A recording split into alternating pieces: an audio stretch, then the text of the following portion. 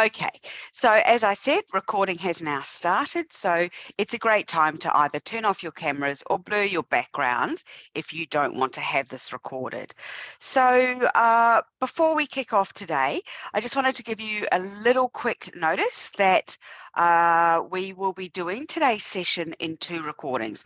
So the first one will be our classes planned on markets and makers markets, and then I'll stop the recording and I'm going to record a completely separate one so I can upload it separately into the group on our global art walk. So I wanted to do this so I could bring you along on that journey and also get your comments. I'm really keen to hear what you say, what you think and how you should think it should work.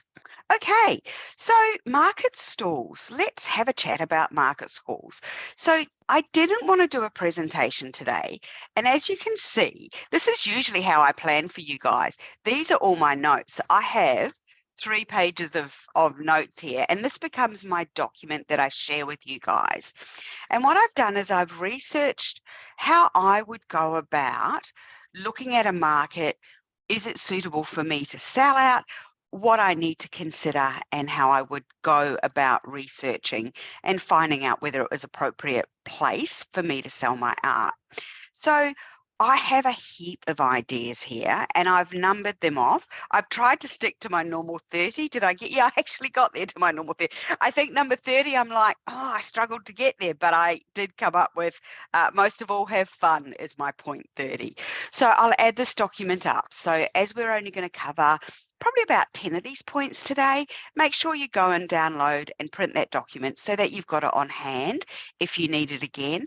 And I'll also include it in the link for the YouTube library. So setting up a market stall as an artist can be an exciting opportunity to showcase and sell your art and gain exposure in your local area. It can also be really daunting. And we've seen these stories time and time again where people have gone to a market and then they haven't sold anything or the outcome is not what they expected it to be. So I wanted to try and give you some tips to overcome that and to figure out whether the market is appropriate for you to be at so that you get the best possible outcome. So my point number 1 was identify the target market. So research the demographics of the local area and determine if it aligns with your target audience. And likewise, the market goers. Do they align with your target audience? And obviously the best way to go is to visit the market beforehand. Attend the market as a visitor to understand the layout, the customer flow, and the types of products and art being sold. Be aware if it's more craft than art, or maybe it's even a farmer's market. If so, are the patrons going to buy art when they're buying their vegetables? Like, you know, you've got to think about what are their primary reason to be there, and are they going to want to look at art when they're doing their weekly grocery shop? So look at the other stalls around and look what they're selling. It's probably my biggest tip is research, research, research, and ask questions. Go look at their hashtags. Go look at the other stall holders. Go look at the success stories. Go talk to them. If you go regularly and you see a stall holder that's there and they're there regularly, ask them how it is for them. Like, you know, there is a cost involved. So if they're there week after week after week, chances are it's profitable for them. Otherwise, they wouldn't be doing it. So understand the rules and regulations. Familiarise yourself with any permits, licenses, insurances, or guidelines required by the market organiser. And they may have all sorts of rules and regulations depending on what type of market they are. Like, you know, how far from your 3x3 stand can your display go out? In other words, if you were to display outside of that, can you, and how far can that be? You know, what sort of, how can you hang your art? What sort of display can you have?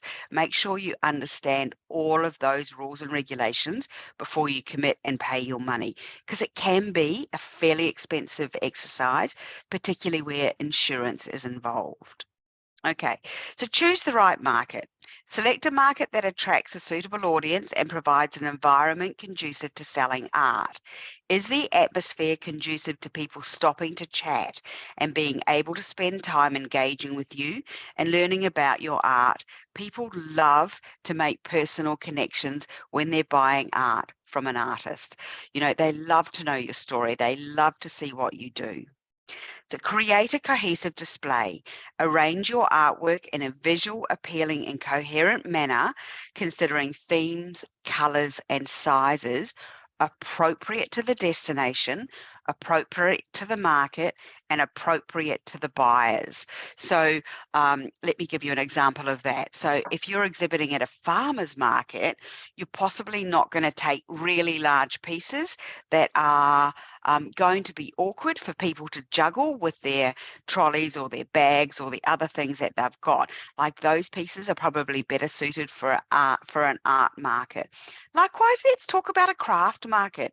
I know from talking to some artists where they have had an art store at a craft market and it's not gone very well for them.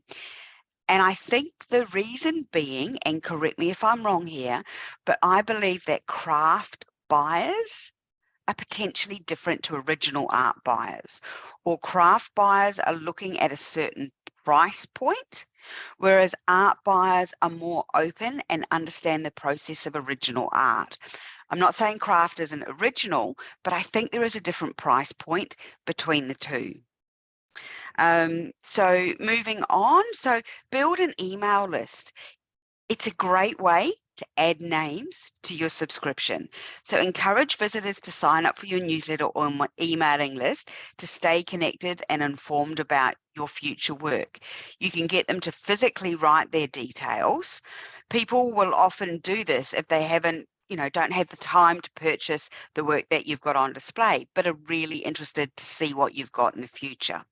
Another thing, and I'm just seeing whether this is a point that I pulled out, and maybe I didn't, so I'll touch on it now, but it is one of the points in here, is carry a series of highlighters with you. So when you get people putting their details on your emailing list, have a color of a highlighter. That means you need to follow up with them, like they were interested in a piece of work, or they want to talk to you about something further, or there's a reason that you need to follow up with them that's different to them just being added to your subscription list. So I would carry a series of highlighters for those people, and you can color code them accordingly, right? So think about that just as an organization strategy, an easy way to identify who you need to follow up and do what with after the event. And by them putting their details down there, you've got them and they've agreed to subscribe to your email list. So provide a portfolio or a catalogue. Showcase a portfolio or catalogue of your artwork to showcase your range and generate interest in custom commissions or collection releases. If you are limited to space, this is a great way to showcase what you have on sale in your online stores, Etsy stores, or on Instagram. It's a great way to build connection with the people. They can flip through at their leisure. And I would have this right above where you have the form for them to give their email list, so that you can say to them, you know, if you like what's here, just jot your details down and I'll keep you up to date with my newsletter and the collections that I've got going in my online store and keep them up to date. So I love this next one. So it's process doing something while you're at the store. And one of my points, which is coming up next, actually, I'm going to touch on this first. Stay organized. Keep your stall tidy and well maintained throughout the day. Restocking artwork is needed and managing transactions effectively. Make sure it's tidy and you aren't eating when people stop by, because they won't want to interrupt you. Likewise, don't sit down. People don't want to interrupt you, right? Stand up, be talking to people, be present. People will be drawn to you and gravitated to you. Whereas if you're sitting behind your table and you're doing something else, people don't like to interrupt you. It's just human nature. And particularly, you know, if it's busy and there's people walking by, don't sit and eat because people won't stop and talk to you. So a great way to engage is to offer a demonstration or live art. Consider creating live art live on your stall to attract buyers and showcase your artistic process. I've seen artists do that, and it certainly draws people in. People love to stand and watch, particularly if they've got a coffee in their hand. It's lovely if you involve them in the process or have them create a chaos layer with an easel and paint on hand.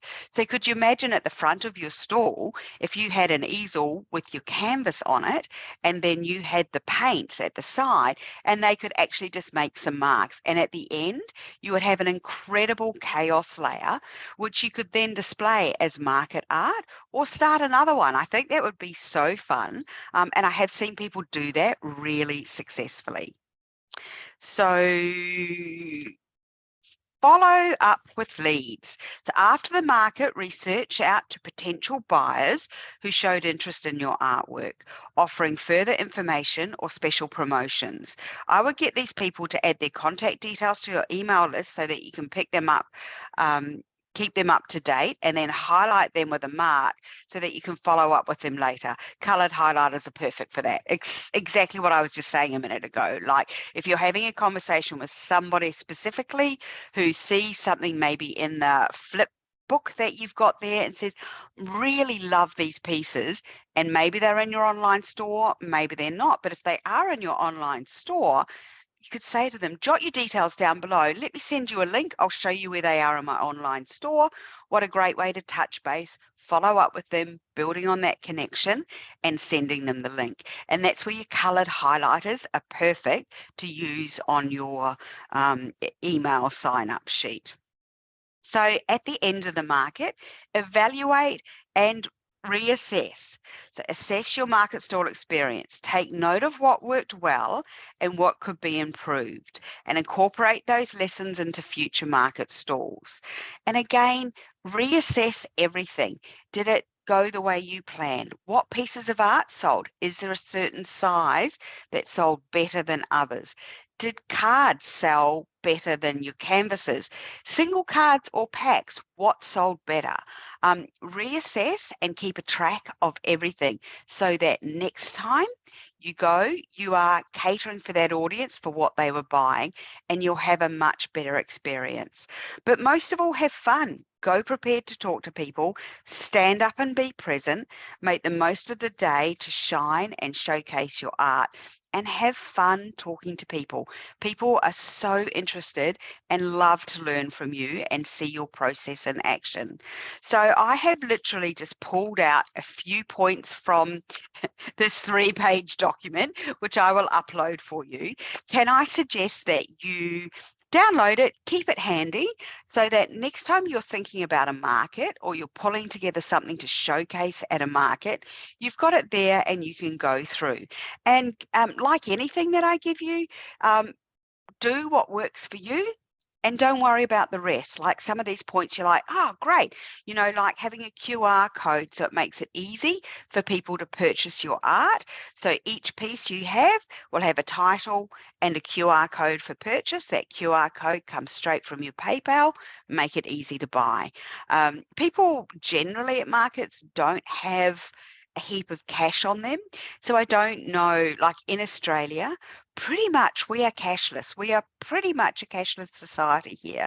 So people don't take a lot of cash with them. In fact, you know, I struggle when I go to my local farmers market on a Saturday morning after this, because one of the places that I really love their fruit and veg don't take card. They only take cash. And I forget and I never have cash in my wallet, and it kills me every time. And honestly, I've been going to this market for 15 years. You'd think I'd kind of figured that out by now, but I just am so busy during the week that I just don't think about it. So, you know, make it easy for people to give you their money.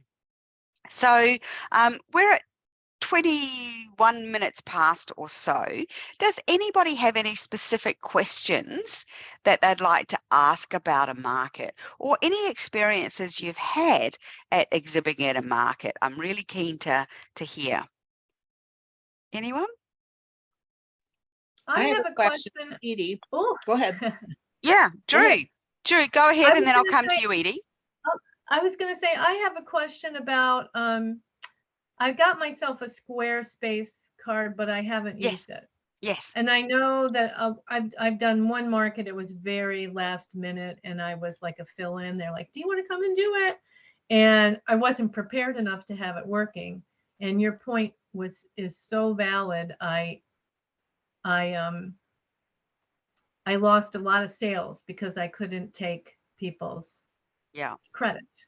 Yeah. And I didn't know if people have, like, I was thinking when I do one again, maybe I'll use PayPal too. I know some people use Venmo. My husband has a thing against Venmo at the moment. Yeah, but your little square device is, so it's that little white square that, honestly, my market that I'll go to shortly, the farmers market, that's all everybody uses. And what I love about that is you tap your card and they can email you a receipt. Okay. I love, and it's so easy. It literally is like just a tap. Sometimes they take a bit of connecting. So my advice is make sure it's connected and you're set up before the stall starts, because there's nothing worse when the first buyer comes and it takes a while to connect, right? I think. Yeah, I've been there helping somebody, you know, as their helper, and they're like, "Oh my gosh, it's down again." Yeah. So just make sure it's set up and good to go. But honestly, if you've got it, use it. One of my points here is there is a cost associated with those. So, you know, my advice is use PayPal, use what you've got first and generate QR codes. So use what you have to see whether markets are your thing, right? Don't go and shell out a heap of money for stands and payment options and display, all of the things, right? If you are unsure if markets are your thing. Honestly, some of the markets, and I've been paying attention in the last little while, knowing that this was coming up, looking at what type of stalls draw me in, and they are the ones that have got really fun, like even just wooden containers with things displayed and lots of little containers, and they might be on even boxes that are covered with a sheet or a tablecloth. So they're at different heights. Yeah, you know, absolutely. Just make it easy, make it inviting. Honestly, a white sheet goes such a long way to cover, you know, even like I've got my laptop sitting on a laminated box here just to give it a little bit of height. But even that covered in a white sheet and boxes at various heights so you can display things at various heights on your table is fabulous. And then usually your I don't know if they're 3 by 3 in the States. They certainly are here, but that's 3 meters by 3 meters. So that's metric. But usually your tent is like, you know, covered on the back and 2 sides. And so you could also hang art from that rail at the top of those walls, if that makes sense. You know, to pretty it up, or hang some pom-poms, or certainly make it colourful, even fairy lights, you know, just to draw people in. I was going to say, and I'll just make another comment and then leave it for Edie to come on. I think you made a valid point there too. Like I know that is definitely more my style. I improvise, like, and if it was Christmas, I would take a big piece of Christmas fabric with me and just make it work everywhere. I have decided that I know it's not my jam to make myself fit into a market. Because, and you know, they're not right for everybody. You're not feeling good. Yeah. And I'm a talker. Like one of my, I know that you'll find that odd, but one of my favorite activities to do in my real job is to be on a stand at a trade show.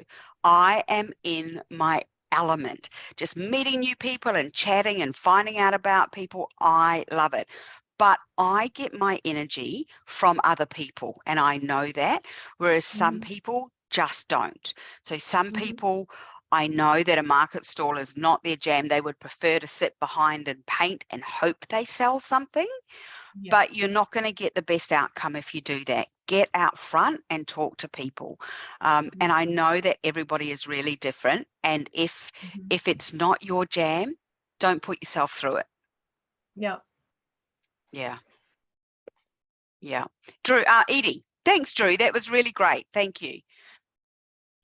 Edie. Well, yes. Hello. I love your teacup. Always love your teacup. Thank you. Keep doing it. Keep doing it. I love my teacup. All right. So for me, well, this is a wide open space here. As I've shared with you before, and maybe some others who are here, I had all expectation to have a website, and that has just really bombed. The person after you and I spoke about getting hold of her, she still hasn't answered me. So I don't know what to do. Anyway, but with regard to even doing a market, what do you think is the value? And I think I know the answer, but I have to ask this question. What do you think is the value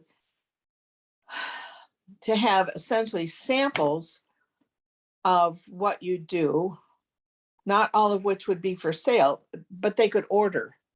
I love that idea. I love that idea, Edie. And do you know, when I was putting these notes together yesterday, and I was actually just touching them up, and I added the bit in about the portfolio flip, I was thinking about you, and I was thinking about your Model A Ford, right? Because I think people like to see, so you can only take a certain amount to a market, right? And we are way more than 3 meter by 3 meter square artists, right? Let's be clear about that. What that space allows us does not showcase us fully, which is why I love the idea of having, and I've called it a portfolio, which sounds a bit flash in these sense, but for want of a better word, literally just a folder with clear pages in it, and that people can flip through and see examples of your work. I think that is a really fantastic idea. And even more than that, what I would do is have the art on one page. When you flip it over, all of the details about that piece are on the back side so that people can see it. And then you've got your next piece there. When you flip that over, all the pieces are there so people can see it. So if you're talking to somebody and somebody's flipping through your book, they can clearly see what you've got. When they flip it over, they've got all of the details. You're breaking about up. the piece. Oh, can you hear me? Am I breaking up for everybody? Now I can hear you, but okay. You were breaking up. So on the back, you've got all the pieces about the piece, what it was created in. So was it watercolor? Is it acrylic? What sizes you've done or what they can choose, and roughly the cost, right? And then people know what they're dealing with and what they're looking at. So I think in your situation, Edie, where you've potentially got the mark, the Model A Restorers Club, perfect. Absolutely perfect. And anyone going to markets, it's a great way to showcase the other pieces that you've got that you may not be able to take there. Also cards that you've done, like I would be photographing everything and having as part of your market kit, just pop it in that plastic sleeve portfolio catalogue and just having that in your market stall kit so that you've got it there whenever you go. But also if you go to, let's say you go to an event like, Danny, I know this isn't going to be a relevant example, but maybe like London Plein Air, and you wanted to showcase some of the work you'd done previously, great way to do that. So, Drew, if you went to that market again and you couldn't take all your pieces, you could actually take really great photographs, have them printed and put them in and jot on the back about, the other pieces that you've got. So I think it's a really good idea to do that. Commissions are tough for artists, but Edie, you've got a really specific audience when you think about, well, I'm thinking about the Model A, right? So you've got a really, which is perfect. Well, you brought up a really good point of will your market, is it a fruit market and a farmer Yeah. market? And they're not Yeah. really interested to spend money. Because I just finished this. I think you saw Oh, it, it's right? gorgeous. It really is it's, magnificent, Edie.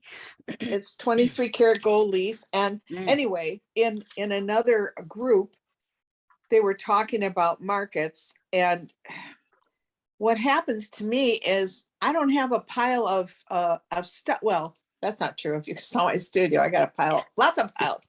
But anyway, I have quite a few of things that are not quite done.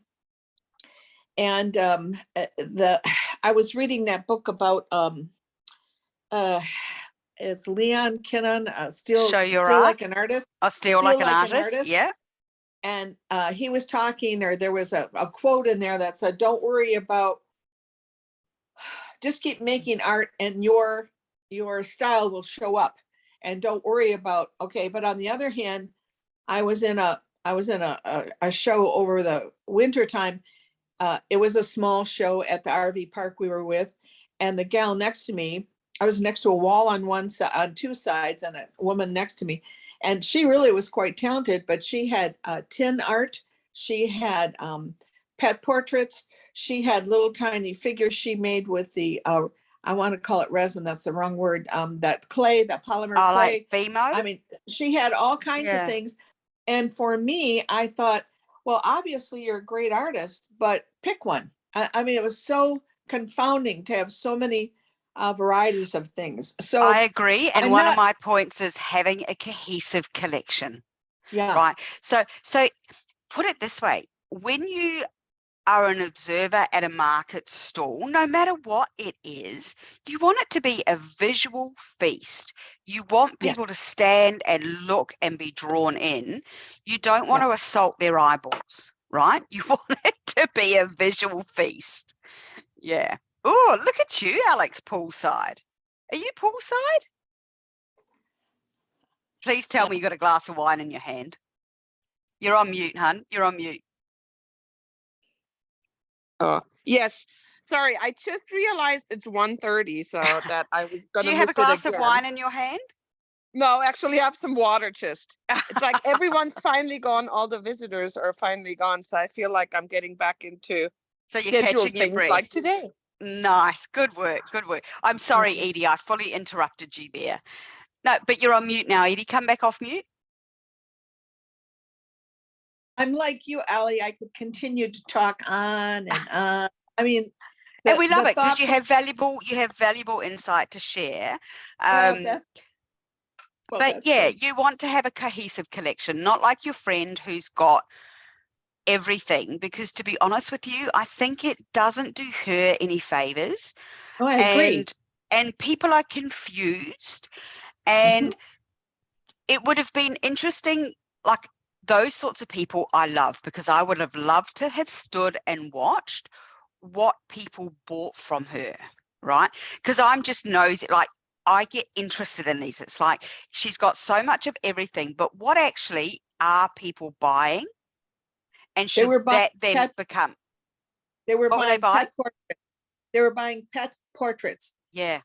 She had even some flowers that you make out of the wire with a wire coat hanger and some type of I'm going to say a saran wrap, you know, that you heat up and it shrinks, and she had colored it. And I thought, okay, I think, you know, you go between crappy craft and nice artwork. So anyway, she had a couple people come to her because she did have some very nice pet portraits. Yeah. And people are, and I had pets throughout my life, and I haven't had a pet now for probably 6 years, but people are gaga for their pets, and they treat them like real people, and they you know, and I'm just as guilty. But for instance, when Zoe was on her last day, we took her to the Dairy Queen, which is a Dairy Queen here is soft serve ice cream, you know, that swirls. And we got her a small cone and had her eat that, you know, I mean, because she was going to be crossing the Rainbow Bridge. So we wanted to love on her best we could. So, you know, I'm just as guilty. But my point is, it is amazing to me the extremes people go to for their pets. So making pet portraits would be a perfect thing to do. Yeah. Except really have interest in that. I would like to Yeah. do it because Amanda showed us a way to Yeah, do it. and that let's was be honest, you make cool. your best art when you're passionate about it, right? So if you're not passionate about pet portraits, and those of you who followed my art journey know that painting animals is not my jam at all. Like I do not think I've painted an animal at all. Like it just does not spin my wheels. But interestingly, in my sketchbook recently, I did birds, so maybe I'm turning a corner. I don't know, but I get it, Edie. Danny, you've got your hand up. Thank you for Yeah. sharing, Edie. It's really insightful. Sometimes it's not a bad thing if you do talk a lot and if you are aware of what you're doing and how you're positioning yourself. I have been in shows where I'm by a fan and people are coming to the fan because they're feeling hot. Or I have been in a show where, they would put their back, they would come and see all the flyers for the last concerts for 20 years in this location and talk about the memories of being at those concerts, especially after COVID or before COVID or what. And the lady next to me was getting so crazy because they weren't looking at her work. But she said, but they're looking at your work. Why are they looking at your work? And I said, can't you see what I'm doing? And she goes, what? I said, I was going over and talking to them about the concert. Yeah. And that's exactly the point, and then Danny. moving. Yeah. So then they moved around and then suddenly they went, oh, your art is lovely. Yeah. And It's actually about talking to people, to be honest with you. It is getting and talking. And also manipulating your body so that they end up looking at the art behind you or next to you. Yeah, that's right. And you know, it might, you know, having a fan on a hot day, you know, it gives you, you know, the opportunity to share it with somebody and have a conversation with them. Because chances are, what are they going to talk to you about? They don't know you. So they're going to say, oh, what are you doing here? Well, I'm an artist. This is my store. You know, you can go into this kind of conversation. So it's just about making ways to connect with people. Yeah. Well done, Danny. Well done. Edie. Yep. Here's one of the things that is a little confounding to me is that I love talking to people. And for instance, in this little RV park that I had people at my table and I was talking with them, but then there were people who stopped. They were interested, but I was busy talking to that person and I was in a conversation I couldn't get out of. I was very aware this person was looking and I didn't want to interrupt the person I was talking to. A couple of times I said, excuse me, just for a minute. Yeah. And I said, you know, and there's nothing wrong with saying that. And if it's, and they moved on. They still moved on because I could tell they wanted to talk to me some more. Yeah. So how do you manage that? Look, to be honest, if they were going to buy something, they would have then gone to your table and waited for you. Like sometimes you've got to understand, are they there for just a chat? Or are they there and genuinely interested in your work? So if you were talking to somebody and you just said to them, look, excuse me a moment, let me just check, you know, see if I can help these people, I'll be right back. And then go and have a conversation with these people and just say, you know, is there anything that I can help you with? Feel free to have a look around. I'll be right with you. So you've acknowledged they're there, they know, and I would go back and just say, you know, can I help you with anything? Are you happy to have a look? You know, is there anything that you're interested in? Like just have that conversation with them. If they then walk off, they were never going to buy anything anyway, right? They were never going to. They were there to have a chat, and then you can go and have a chat to the other people that you've already acknowledged, told them you'd be right there. Like it is actually so when you're one person, it is actually a skill juggling multiple people that come. But all you need to do is acknowledge them and go, oh, hi, come and have a look. I'll be right with you, right? It takes 2 seconds. I think the tip is acknowledging them. You know, great, come on in. You know, I'll be right with you. Yeah. Okay, thank you. Yeah, acknowledge them. Okay, now, Alex, you're new to us. I'm actually going to stop this recording and I'm going to start recording again and you'll figure out why in 1 minute. but for those of you that are watching the recording on the markets, this document will also be uploaded. It has the full list of, I've only pulled out some of the highlights that we discussed this morning, and I'll upload that document which has all of the full points there. Feel free to ask any questions either below the recording or below the document that I pen. And I'm going to stop this recording now, and then I'm going to restart it, and we are going to talk about the Global Art Walk. So let me just stop here.